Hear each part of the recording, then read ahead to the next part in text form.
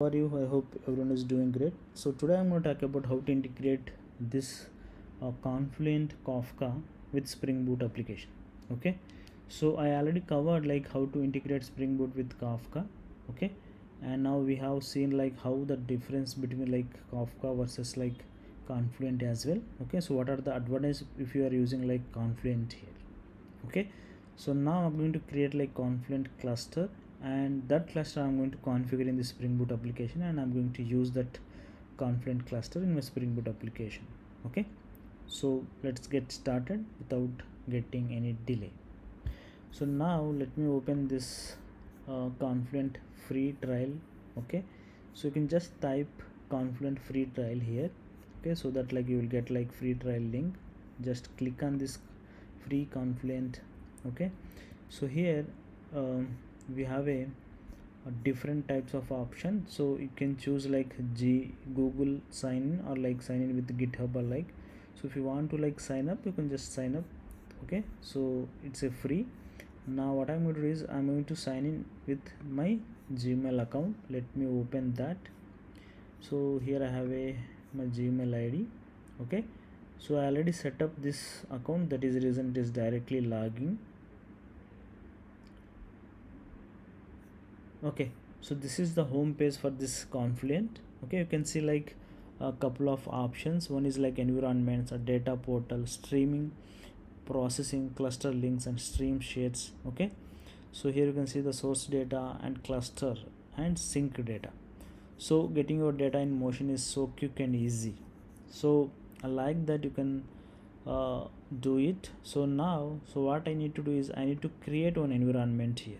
Okay, so by default there could be one environment, so you can use this default environment and you can create the cluster here, and you can use this cluster in our Spring Boot application. But I don't want to use this default environment here. What I need to do is I will create one new environment here. Okay, so here you can see option like add cloud environment. Just click on this, and what I will do is I will create non-prod account. So you can see this data governance essentials starting at free or like advanced options. Okay, so but I need like free here. Just click on this, so it will take you through that creating the environment. Okay, and after that here you can see the cluster name. So what kind of cluster do you need here? So I will take non-prod cluster here. Okay, after that cluster type. So what kind of cluster type do you want? You want like basic, standard, enterprise, or dedicated. So this is for like just a demo purpose. That is the reason actually I'm taking basic model here. Okay, and just click on launch cluster here. Just click on this. Okay, so the cluster is ready now. So you can see the different kinds of options here. We have a networking, API keys, cluster settings, and topics, KSQLDB, connectors, clients, all the information you can see here. Schema registry, as I discussed earlier, you can see the schema registry as well. So now, so if you want to deal with your application, so here we need like few things. One thing is like we need to create the topic, and after that we need to connect to this Confluent client in our application, right? So if you want to connect that application in your so what we need to do is we need this API keys. Okay, so this is like secret key, so we can treat as username and password for our application. So what I will do is I will create this key. Okay, so here you can see like different kinds of keys. You can see like my account and service account. So depends on your requirement, you can choose this key type here, but right now I'm using like my account here. Okay, so you can see the limitations as well. So 0 of 10 available API keys for clusters have been used for your account. Okay, and click on next. Okay, so initially it will show you the key and values. You can just copy, otherwise you can download as well. So what I will do is I will download it for the safety purpose. Okay, so what I will do is API key. Okay, just click on download and continue. Okay, it's downloaded successfully, and so the next time onwards you can't see the secret here. Okay, so that's okay. I already downloaded it, so I will copy it from there. So our API keys are ready, and apart from this we need like topic as well, right? So we want to publish the data on a topic. So here you can see the topics option. So just click on create topic here. So you can see the topic name and partitions. So what I will do is I will take topic name as techno, okay, dev and payment here. Okay, so this is my topic name, and partition you can define like how many partitions you required. So I need like only 3 partitions. Let me take the 3 partitions here.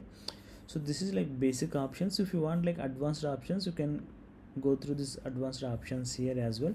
Okay, the cleanup policy. So how you want to define like cleanup policy, and so retention time. Okay, so how frequently your data has to be retention. So by default it is showing 1 week, so if you want to change it you can change here. And so retention size as well you can change here. Okay, and apart from this we can see like message size. So if you want to increase, you can increase the message size as well, and the cluster. Okay, and the replication factor, and so sync replicas. So you can see all the informations here. Okay, so that's it. Let me save and create it. So my topic has been created successfully, and it is asking me data contract here. Okay, so it is saying that establishing the data contract is essential to ensure the uniform data structures here to validations and policies across your data streaming platform. So this is the data contract. So right now I'm skipping here, so I will cover like in the next session. Okay, let me skip here. So our topic is ready. You can see the topic name techno dev payment, and so here you can see like couple of options: overview, messages, data contracts, and configurations. Okay, so the configuration option you can see here, and if you want to delete it, if you want to edit, so all the informations you can see here. Okay, so what I will do is let me take you through in my code. Okay, so in my last video I have covered like the Spring Boot with the Kafka integration. Okay, so if you're not aware, please go through my previous video. So I have covered like all the basics, and apart from that basics I have covered like theoretically all the scenarios as well, and I have given the demo by using Spring Boot with Kafka integration with producer and consumer as well. Okay, so I'm going to make use the same example here. So okay, let me walk you through.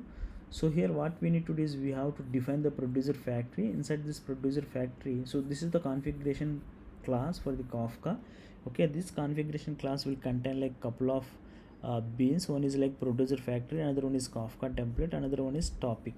Okay, basically we need a topic, so we want to publish the messages on the topic. So here it will create the topic, payment topic here, and this is the Kafka template. So we will use this Kafka template to send these messages to the on to the this topic. Okay, and after that we need some producer related configurations, right? So we need to define like our server, Kafka server name, and serializer concepts as well. So those kind of information we will provide inside this producer factory.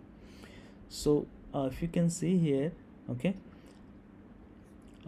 this is like configuration class. Okay, now apart from this we have like payment producer class. So here, so we have been using this Kafka template, and I have used like one method, that is send payment transaction. So I just simulating the sending payment transaction for every 2 seconds by using this scheduled method. Okay, it's simple. Okay, so I'm just generating the random transaction here by using this method. So it will use like these many vendors: Amazon, PayPal, Stripe, Visa, MasterCard, and so I'm just sending the some amounts randomly. So this is how this example will work.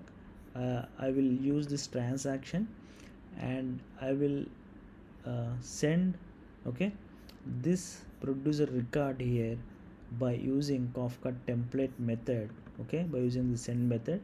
So here if it is success, I have written one method, so I'm just printing the information related to that Kafka topic and the partitions.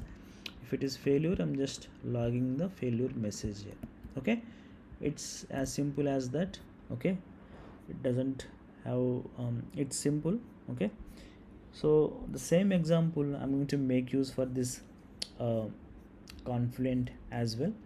Okay, so for the Kafka Confluent, so we need like some additional properties related to the security. So what I will do is, instead of defining Kafka configuration here, so I will define this some of the Confluent properties in application.yaml file. Okay, let me open application.yaml file. Okay, so here I will define some Confluent related properties. Okay, so that is Spring Kafka. Okay, we need to define bootstrap, okay, servers, and apart from this we need to define some properties related to the Confluent. Okay, so here we need like some security related properties I need to define for the Confluent to connect to that Confluent platform. Okay, so what I will do is I will use SASL, okay, mechanism. I will explain what is this, and after that we need some JAS configuration as well. SASL JAS, okay, configuration, and after that we need security protocol as well. Okay, so security protocol, and so here I will explain. So bootstrap servers means we need to define the Confluent server cluster URL here, and after that SASL mechanism. Okay, so here SASL means like I will explain what is SASL here. So the SASL means like it's a like a simple authentication security layer. Okay, so here SASL JAS config in Kafka is a Java authentication and authorization service. Okay, so that is JAS configuration. So string, so that is we will use string used to provide the authentication credential for connecting to the Kafka brokers when using the simple authentication and security layer, that is SASL protocol here. So basically it specifies the mechanism, username and the password, okay, required for the authentication. Okay, so here if you can see here we have a SSL mechanism, right? So this SSL enables like authentication between clients and Kafka brokers. Clients means like producers and consumers. Okay, and we have like JAS configuration. So the JAS configuration string here defines like how the authentication is carried out the specific SASL, okay, mechanism. For example, so I'm going to use plain mechanism here, so that is like plain authentication mechanism. Okay, and we have like some other like advanced mechanisms as well, like scram, okay, GSSAP, like that. Okay, and so in SASL JAS configuration what I need to do is I need to define, okay, so the configuration here, username, password.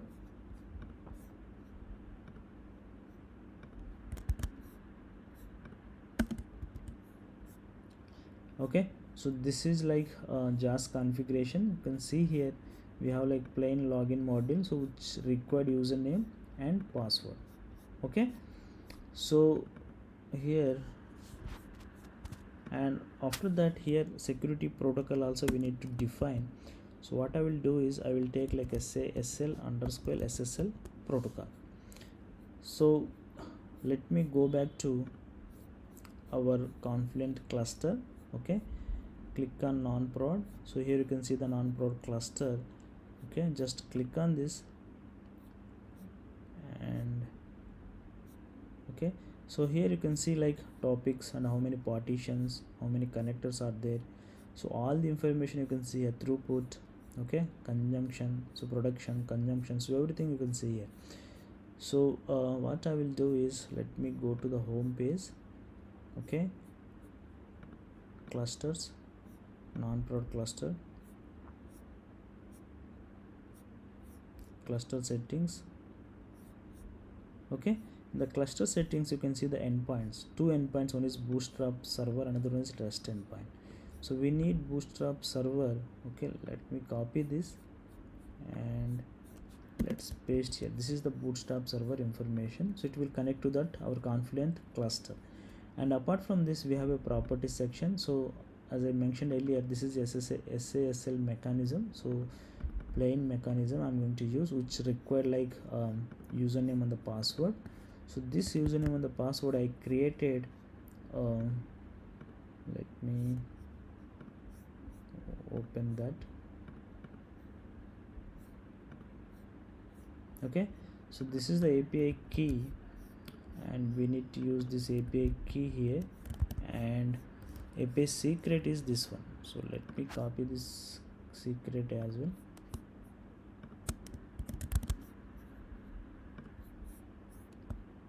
Okay, that's it.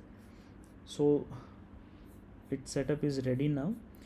And so apart from this, what we need to do is, so here, so I need to, okay, so I have configured this details, right? So I need to configure these details in this producer factory. So what I will do is, I will read that properties by using @value annotation. Okay, so I will take private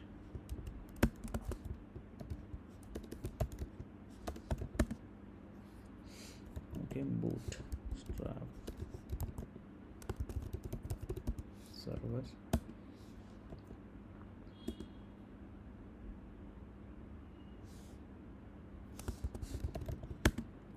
and after that what we need like SASL mechanism.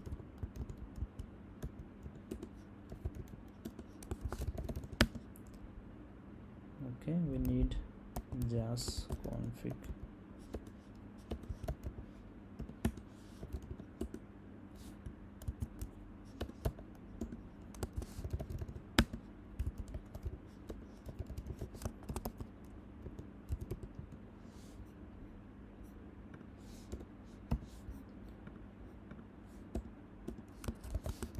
Okay, let me get it through the @value annotation. Okay, so that's it. So here spring dot Kafka. Okay, and after that bootstrap servers, right? So like this, just copy this,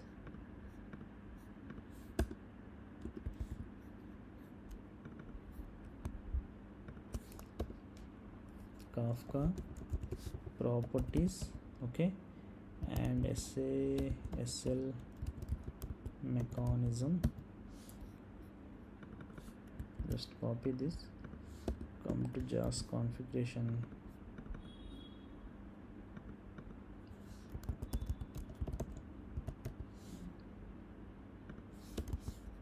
okay, and just copy this, the last one. This is security, okay, protocol, that's it. And now we have to define bootstrap servers here. Let me call this bootstrap servers here, and config.properties.put here. So we need to define SASL, okay, mechanism here.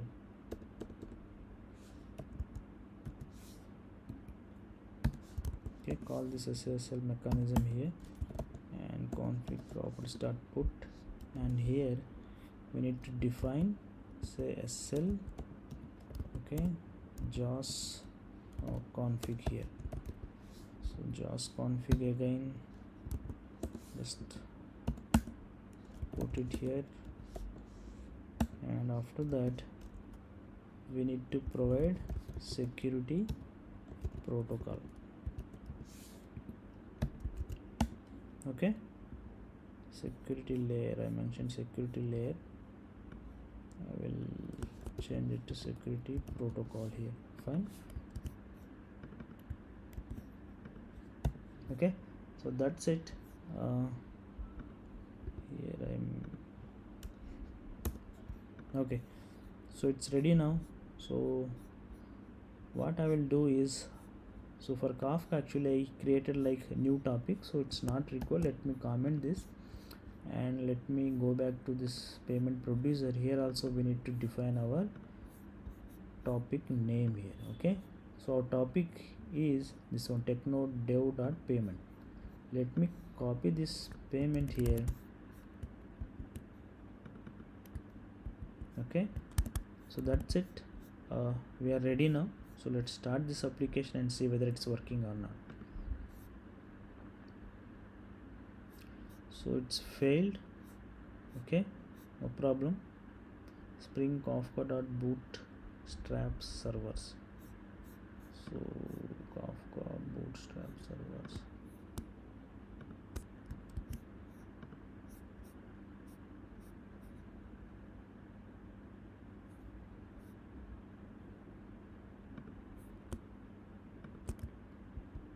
Okay,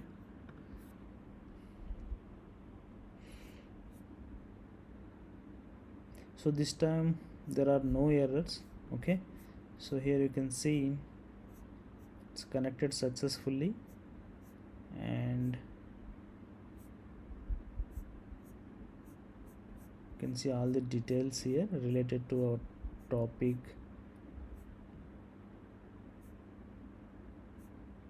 Okay, let's keep on sending the transaction. Okay, payment transactions. So let me open that topic here and let's see whether the messages are received or not. Okay, on the overview section you can see the total messages count 9. Okay, click on the messages. So here you can see the messages here. Okay, so the messages are keep on increasing here. Okay, if you observe here, keep on increasing, right? If you click on this specific message, you can see the message value and key also. You can see this is our key and this is our value. Okay, so this is our transaction object, this is vendor, and this is our amount. Okay, so this is how this Confluent integration you can do it. So apart from this, you can see like total messages here and production in last 1 hour. Okay, last hour like 3 messages have been received, and apart from this you can see the retention time as well. So if you want to increase the retention time, you can increase the retention time as well. Okay, so that's it friends. I hope like you guys are enjoyed my video. Thanks for watching. So bye, have a good day.